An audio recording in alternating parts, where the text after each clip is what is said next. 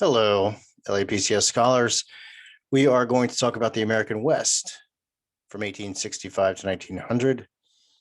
Make sure you are completing your exit tickets and taking your notes. So here we go. The American West from 1865 to 1900. Key facts about the West. The Transcontinental Railroad. The completion of the first Transcontinental Railroad was on May 10th, 1869 at Promontory Point, Utah. Wait, hold on. What is transcontinental? What does that mean? Think about that. By 1904, additional transcontinental railroads crisscrossed the West. Irish and Chinese immigrant workers played an important role in this vast construction. So here it goes from New York all the way across the country. That's what transcontinental, in case you were wondering what that means. That's what it means. Key facts about the West. The transcontinental railroads enabled diverse groups of miners, cattlemen, and farmers to settle in the West. They also enabled hunters to nearly destroy all of the herds of buffalo in the Great Plains. This slaughter dealt a catastrophic blow to the culture of the Plains Indians, who relied on the animal for food, clothing, and shelter.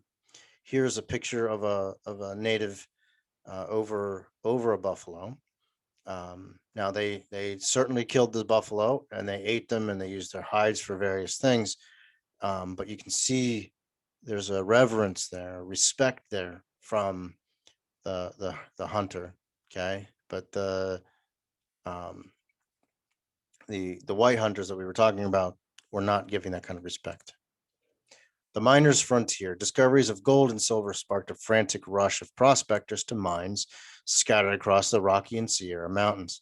Mining camps included a diverse group of white, black, American Indian, Mexican, and Chinese miners. So it's a huge variety of people out there. The Cowboys' frontier. During the 20 years after the Civil War, the Cowboys herded cattle on long drives from Texas to cow towns in Kansas. During the peak years of the 1870s, as many as 40,000 cowboys roamed the Great Plains, about a third of which were Mexicans and African Americans. The era of long cattle drives ended by the late 1880s. Open range cattle ranching became less profitable as beef prices fell, in part because of the railroads. Basically, the railroads were making it much cheaper for a much cheaper way to transport, and because of that, the cattlemen were getting less money. In addition, many ranchers lost half or more of their herds because of the unusually cold winters that struck the Great Plains in 1886 and 1887. The farmer's frontier. Great Plains agriculture posed new challenges for farmers eager to take advantage of the Homestead Act. The blizzards, fires, and swarms of locusts swept across the arid and treeless prairies. Farmers used to living in log cabins had to learn how to build sod homes, basically out of mud. A series of new tools, including mechanical reapers, wind-driven water pumps, iron plows, and barbed wire fences, enabled determined farmers to overcome natural obstacles and build successful homesteads. So there's a nice picture of that. The defeat and the transformation of the Plains Indians, threats to Native American culture. About 250,000 Native Americans lived on the Great Plains in the early 1860s. They relied upon the buffalo herds for food, clothing, and shelter. If you look at this illustration, it shows all the things that they used a buffalo for: jewelry, carpets, housing, all kinds of stuff.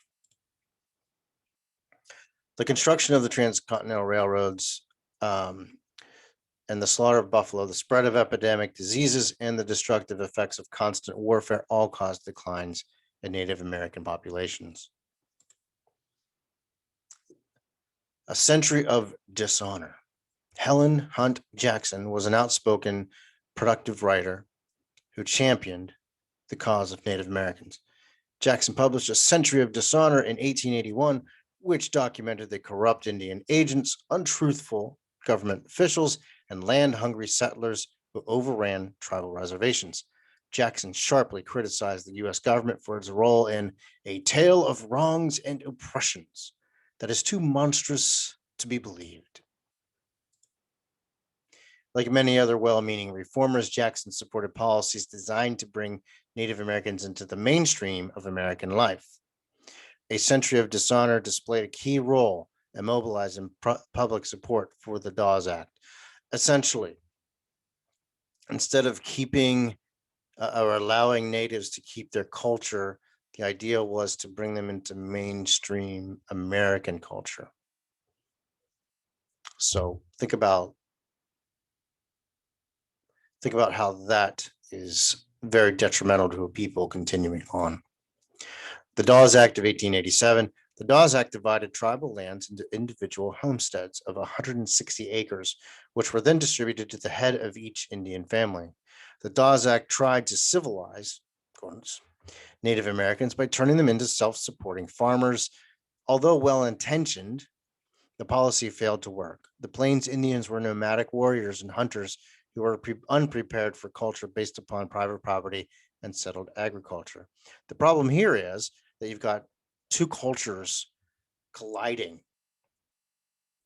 Yeah, two cultures colliding, and one doesn't understand the other, and they're having a hard time finding a way to work together.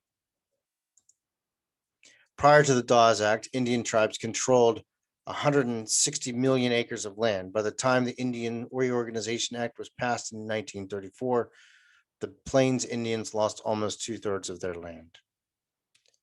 Forced assimilation, that just means that they were forced to try to they were forced to do away with their own culture, language, religion, everything. The Ghost Dance and Wounded Knee Massacre of 1890. The slaughter of the buffalo caused destruction of the Plains Indian culture. Inspired by visions of a prophet named Wovoka, many desperate Native Americans performed a ritual ghost dance they believed would hasten the return of the buffalo and the departure of the white settlers. Suspicious government agents wanted to suppress the performances of the ghost dance, fearing that the Indians intended to go on the warpath. The army dispatched troops to reservations on the Pine Ridge area of present-day South Dakota. Tensions mounted when the army assumed that the Sioux wearing ghost dance shirts were preparing to revolt. When a Sioux fired a single shot at the troops, the soldiers returned fire with repeating rifles. As many as 300 men, women, and children died in what came to be called the Wounded Knee Massacre. After studying the 1890 population count, the superintendent of the U.S. Census issued a statement declaring that the western frontier had been closed. In other words, it was completely taken over, nothing left to do. The findings surprised Frederick Jackson Turner from the University of Wisconsin. He concluded that the close of the frontier symbolized the end of a great historic movement. In a paper called The Significance of the Frontier in American History, Turner wrote that the frontier experience shaped the American character. For 3 centuries, land-hungry settlers had been forced by trial and error to create a new way of life, promoting democracy and individualism. The Western frontier also promoted opportunity, regardless of class. So it didn't matter if you had money or not, there were opportunities out there for you. And here's this little map of the expansion. So when all of this, essentially, is a lot. Turner did not state that the frontier was the sole force shaping American character. He acknowledged the importance of religious freedom, sectionalism, and industrialization. However, he continued to insist that the frontier experience left a lasting impression on the American character. Okay, so that's it for this set of notes. So make sure you're taking your notes, Cornell or outline.